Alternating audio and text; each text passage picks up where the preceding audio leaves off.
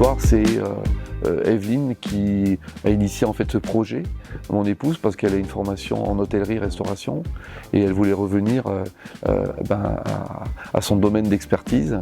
Et je l'ai rejoint quelques temps plus tard pour en fait vivre cette aventure à deux. Le premier volet sur lequel on a eu une vraie sensibilité, c'est l'environnement. Parce que c'est un sujet récurrent dans notre actualité, c'est un sujet qui revient régulièrement.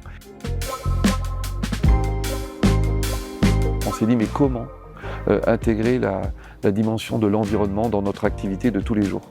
On a mis en place toute une série de mesures qui concernaient l'environnement, le tri des déchets, la non-production d'emballages plastiques, l'utilisation par exemple de bocaux en verre, une eau filtrée pour nos clients au restaurant, l'utilisation de produits d'hygiène comme le vinaigre blanc. On a supprimé tout ce qui était détergent classique entre guillemets. Et ensuite, la partie RH, donc la gestion de l'équipe. Déjà, l'image des métiers de la restauration et de l'hôtellerie, malheureusement, n'est pas toujours très positive. Quand je dis ça, je pense notamment à des métiers liés à des contraintes horaires fortes, qui souvent peuvent dépasser le cadre de la vie professionnelle et empiéter sur la vie privée.